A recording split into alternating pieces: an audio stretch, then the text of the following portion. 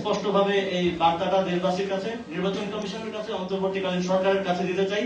আপনারা কোনোভাবে একটা দায়সারা নির্বাচন করে দিয়ে বা সেটেল নির্বাচন করে দিয়ে পার পেয়ে যাওয়ার কথা ভাববেন না। আপনারা মনে রাখবেন যে আপনাদের ওই চেয়ারগুলোতে যারা পূর্বসূরি যারা বসেছিলেন, যারা এইভাবেই গত 3টি নির্বাচনে মানুষের ভোটাধিকার হরণ করেছিলেন, তাদের পরিণতি কি হয়েছে সেটা আপনারা ভুলে যাবেন না। আপনারা যদি এই ধরনের পরিণতি করতে হবে, সেটার জন্য সর্বোচ্চ সদিচ্ছা দেখাতে হবে, এবং যদি কোথাও আপনারা বাধাগ্রস্ত মনে করেন সেটা আমাদেরকে জানান, আমরা আপনাদেরকে সহযোগিতা করব, বাংলাদেশের জনগণ আপনাদেরকে সহযোগিতা করবে। আবারও আপনারা যারা উপস্থিত হয়েছেন আজকের এই সংবাদ সম্মেলনে, আপনাদের সকলকে ধন্যবাদ জানিয়ে আমি আমার বক্তব্য এখানে শেষ করছি। আপনাদের কোনো প্রশ্ন থাকলে করতে পারেন। আমি মাঝা ইসলাম নিউজে কাজ করি। ঘুরে ফিরে একটা বিষয়, আজকে নির্বাচন কমিশন একটি দলের পক্ষে কাজ করছে। এই নির্বাচন কমিশন, আপনারা নির্বাচন চলে আসছে, এই সময় আপনারা অভিযোগ করছেন, তাহলে এটা তো আপনারা আগেই বুঝতে পেরেছিলেন।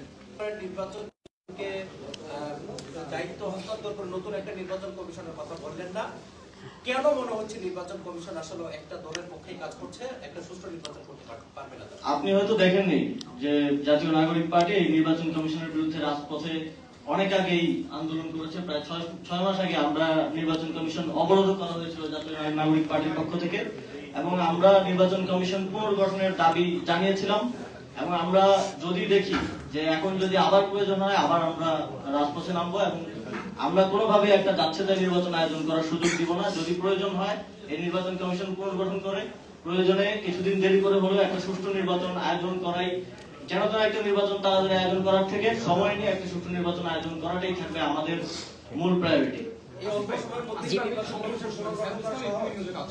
আপনি বললেন 6 মাস আগে এনসিপি এই আন্দোলনটা করছে, তখন তো আপনি সরকারে ছিলেন, তাহলে আপনি তখন আসলে বুঝতে পারলেন না যে আসলে এই নির্বাচন কমিশন নিউট্রাল জায়গায় নেই?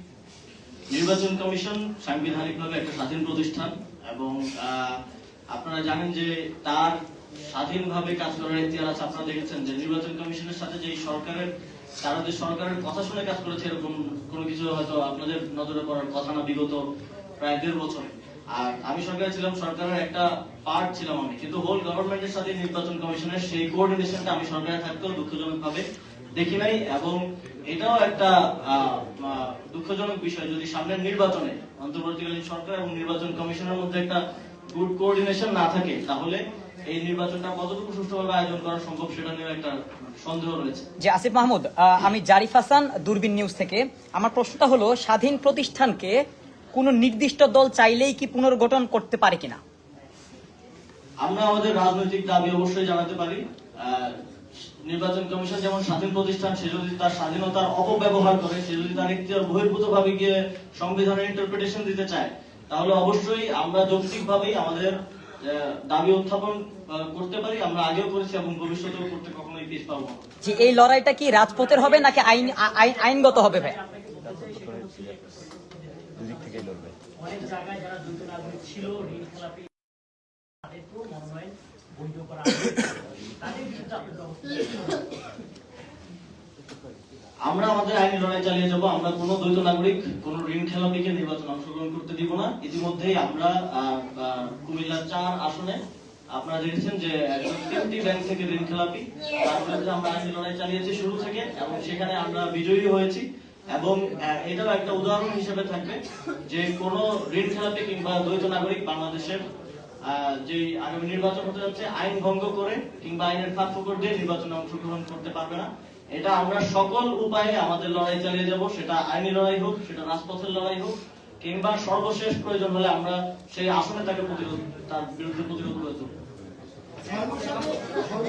আপনাদের যে আন্দোলনটা ছিল নির্বাচন কমিশনের বিরুদ্ধে, সেই আন্দোলনটা স্থগিত হয়ে গিয়েছিল কেন? আজকে নির্বাচনের ঠিক আগ মুহূর্তে আপনাদের এই আন্দোলনটা কেন আবার সুচারু হচ্ছে? যে বিষয়টা দেখেন, আমরা তাদেরকে সুযোগ দিতে চেয়েছি, আমরা তাদেরকে ভরসা করতে চেয়েছি যে তারা সুষ্ঠু একটা নির্বাচন আয়োজন করবে, এবং আমরা তাদেরকে অবজারভেশনে রাখছি, যেটা আমরা আগেও বলেছি যে আমরা ক্রিটিক্যালি তাদেরকে অবজার্ভ করছি যে তারা কি ধরনের ব্যবস্থা নেয় কিংবা সামনের দিকে নিচ্ছে। আমরা আগামীকালকে মনে করি, আগামীকালকে যেটা খুবই গুরুত্বপূর্ণ, যেহেতু আপনার শুনানির শেষ দিন আগামীকালকে তাদের অবস্থান এবং তাদের কার্যক্রম দেখে আমরা আমাদের পরবর্তী সিদ্ধান্ত গ্রহণ করবো। আমরা মনে করি যে আগামীকালকে হচ্ছে রেড লাইন নির্বাচন কমিশনের জন্য। যদি তারা সেই রেড লাইনটা সুষ্ঠুভাবে অতিক্রম করতে পারে, নিরপেক্ষতা দেখিয়ে এবং আরটিও এবং সংবিধানকে মান্য করে অতিক্রম করতে পারে, তাহলে আমাদের সহযোগিতা অব্যাহত থাকবে। যদি তারা সেখানে ভুল করে এবং সেখানে পক্ষপাতিত্বের কিংবা কোনো ফাঁক ফোকর দিয়ে ঋণ খেলাপি এবং দ্বৈত নাগরিকদেরকে পার করে দেওয়ার চেষ্টা করে, তাহলে আমরা এই নির্বাচন কমিশনের বিরুদ্ধে অ্যাকশনে যাব। Thank you.